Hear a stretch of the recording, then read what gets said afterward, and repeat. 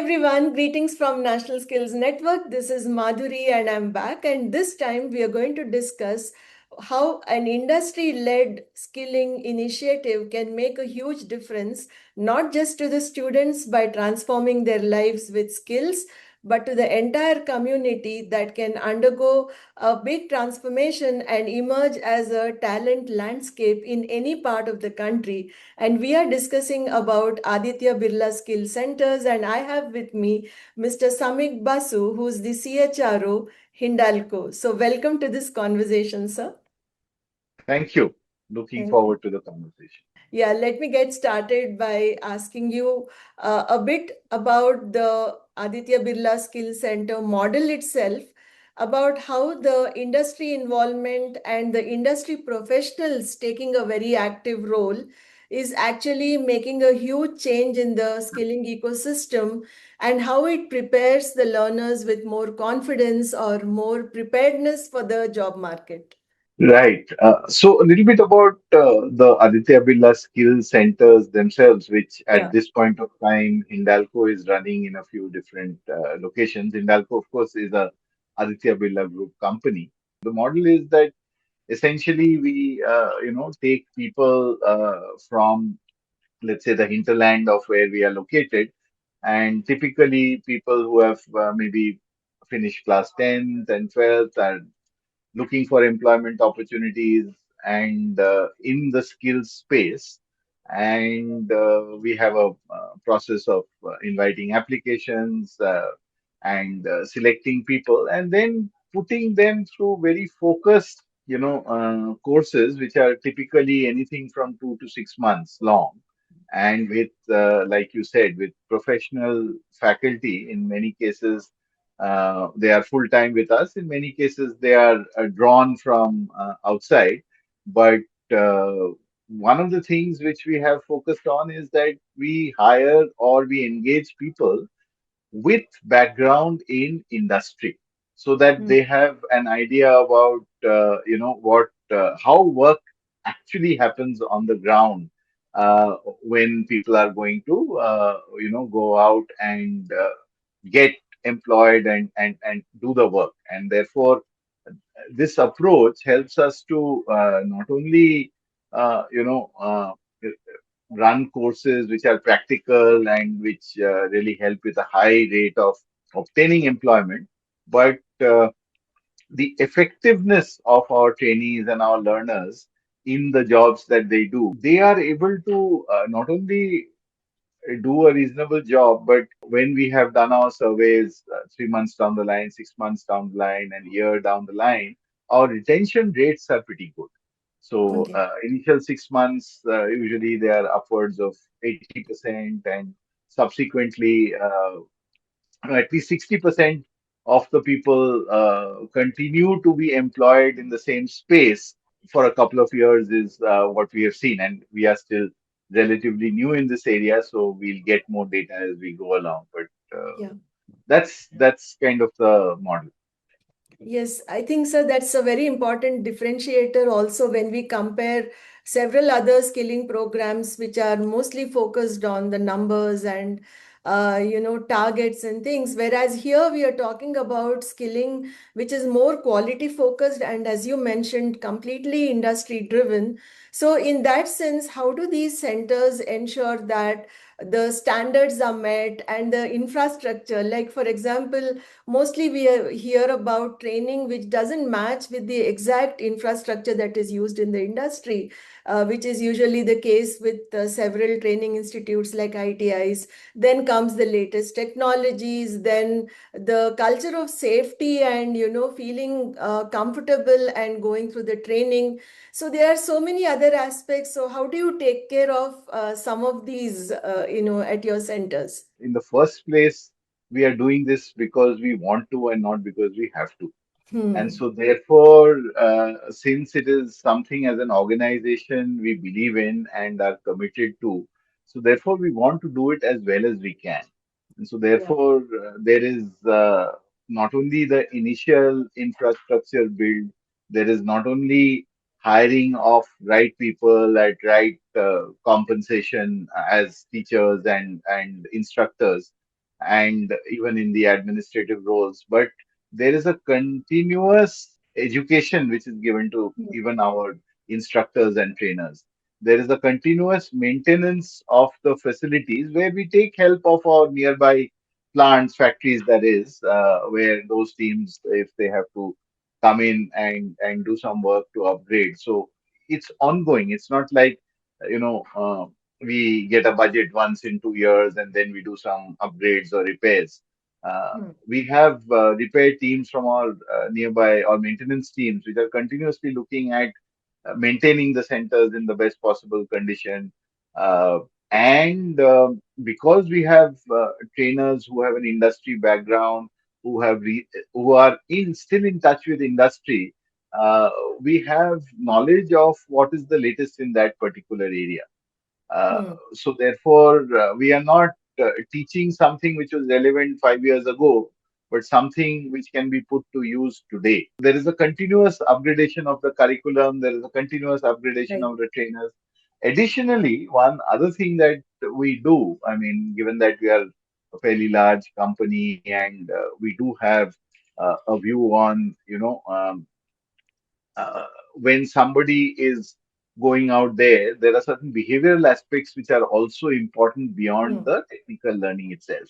right. And so we spend a fair bit of time, training and upskilling our learners on things like fundamental manners, communication skills, discipline, safety, some quality standards, some basic things which sometimes can get ignored but are very fundamental in nature and make a big difference to how our trainees are received by industry or by employers versus how other trainees are received, and which helps us with the retention of the people Right. who are trained in our centers over a longer period of time. Yeah. So one important point which you have emphasized is about retention and reducing attrition, and I think this points more towards excellence in training. And within the CSR kind of a model, that is actually prominently used across many industry sectors. Here we see a lot of difference where the CSR is not just limited to being a social initiative, but you're looking at it more as an industry driven kind of a larger initiative, which has a vision for building, I would say, local talent ecosystems and not just making them employable. So how does Hindalco view this role of CSR, and what is your view or vision about enhancing such sustainable initiatives in terms of livelihoods? So absolutely, you are right that we do not look at this as our social responsibility and we are uh, doing it. I yeah, told you that we do it because we believe in it. If you look right. at the purpose statement of the Aditya Birla Group, it talks about enriching lives. It Hmm. talks about building businesses and institutions that act responsibly and develop trust. And Hmm. through an initiative like ABSC, we are actually living our purpose vis-a-vis the communities around the places in which we operate. And so, therefore, unlike in many other instances, we do not outsource anything. So this work of running ABSCs is done directly by Hindalco. The people working there are employed by trusts who are directly under Hindalco. They are not some third party NGO who is doing it for us. Hmm. And our managers, leaders, not just from the skilling and CSR function, but from many other areas, actually, are very much part of this initiative. Very recently, for example, our group HR director visited the Sambalpur area and he made sure that he spent adequate time at the Sambalpur Skilling Center. He came back and told me, how pleased he was at the quality of work that is happening, the engagement with the trainees, etc., the placement track record. So this is something the entire group believes in, and it sort of starts right at the top. So this whole CSR work and doing something for the societies around the places where we operate is something which is led by nobody other than Mrs. Rajshri Birla, mother of Kumar Mangalam, our chairman Kumar Mangalam Birla. And so, therefore, there is sponsorship, there is belief, and there is support. So, this is an ecosystem which we will, I believe, be able to scale up quite a bit over time in different locations. Hindalco, as you would be aware, is Yeah. present in more than 30 locations in India alone. And right now we have started in 3, 4 places, but we have plans to take this both broader and deeper over time. Yeah. That's really nice to hear, sir, that there is going to be a growth of these centers, and I'm sure that's going to benefit many more states in India. Now, looking at the students, when we look at the youth today, I'm sure you would have seen there is a change which we can perceive all over, where students are not just happy with getting a diploma or a certificate, and they are, they have aspirations, they have dreams, and they want to have a very dignified upward mobility, unlike what we typically associate with several of these skilled trades kind of professions. So what is your view on this kind of aspiration building, I would say, when youth are coming from communities which are challenged in several ways? No, indeed. I mean, we are there in several locations which are very remote. Some of them are maybe 5, 6 hours drive away from the nearest airport, as remote as that, because we have large factories which require large tracts of land. So sometimes we have to go a lot into the interiors. Mhm. And in fact, most of the time we have to do that. And therefore, the communities who are there around the places in which we operate, Mhm. there could be, tribals who are there. There could be other local communities, etc., who are there. Many of them are, first generation, let's say, people who are getting the opportunity, who have got the opportunity to study all the way up to uh, matriculation or even class 12 in some cases. On one hand, they have this and it's the new India as you're talking about, where the dignity of labor is building. They don't Yeah. want a BA degree or a BSc degree or even to say that they're 12 pass just for the sake of that.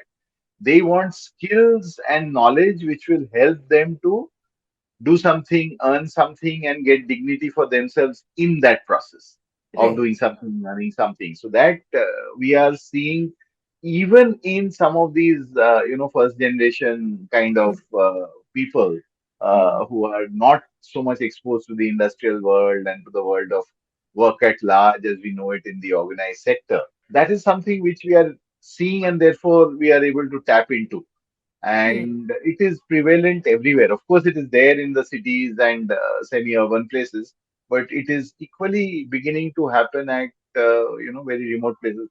So, for example, we have one unit in remote South Orissa, and we have Okay. Aditya Birla Public School there, and we are finding that many of the students who are first generation learners, they are tribals, and they are doing with some support and with a good ecosystem.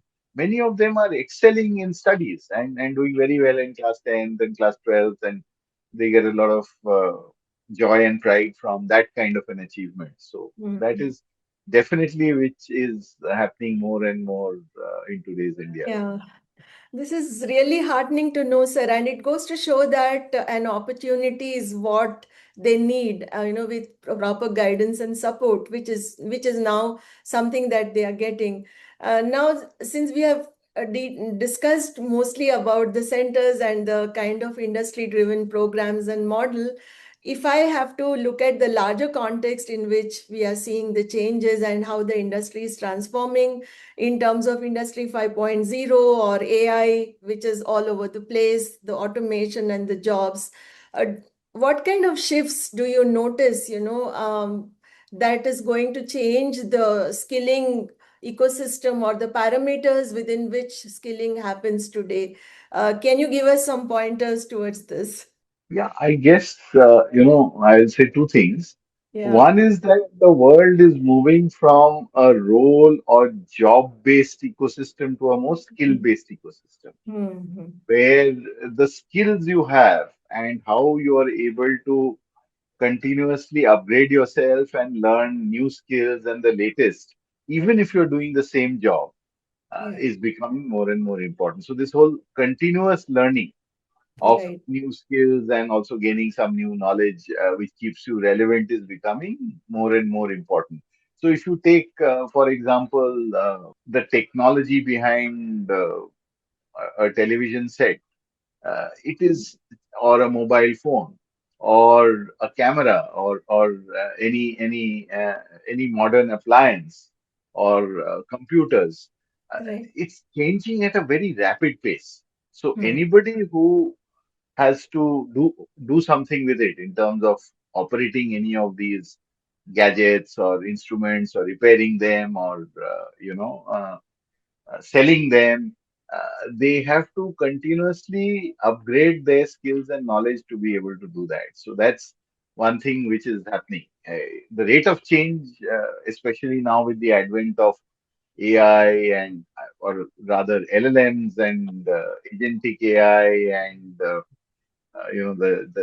GPTs that have come into play. They are able to do so many tasks which humans were doing in the past Hmm. with AI, and so therefore now people have to be able to work with AI. They have to do what or take advantage of what AI can do, and then they have to be able to add value on top of that.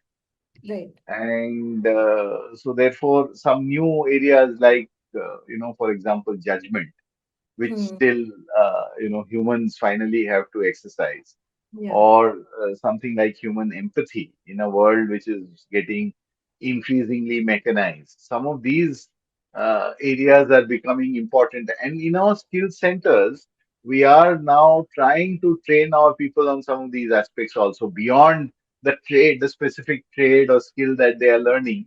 We Hmm. are teaching them a little bit about how do you take decisions by taking the whole context into consideration. Yeah. How do you continuously upgrade yourself uh, without spending too much money by doing self learning and things Hmm. like that. So those are some of the changes which are happening. But the other thing I will say, I think what is also becoming important Hmm. is the importance of resilience, Hmm. with the geopolitical environment being what it is, with Right. there being so much uncertainty on so many fronts. Life is on one hand throwing up a lot of new opportunities, but equally sustaining or staying with an opportunity and building yourself requires more resilience today, perhaps, than in the past. There is more competition, there is more disruption, there is more change. So Hmm. people also have to sort of develop that resilience, and that's something we look for right from the stage when we are bringing people in, and Okay. then we support them to develop the resilience further and tell them that the real world is complex. It's not easy. And along with your skills, you have to develop your mindset and your ability to continuously learn and stay agile so that you remain relevant in tomorrow's world. So that's one of the things we are increasingly focusing on in our ABSCs. And we have some people who actually take classes related to some of these areas Hmm. in Yeah. addition to the skills. Yeah, I think this makes it very holistic because you just emphasized on the skills which are human and, skills which are like soft skills as we call them, but they are the hardest to learn as we know. So I think that's going to make it very holistic and show the real difference.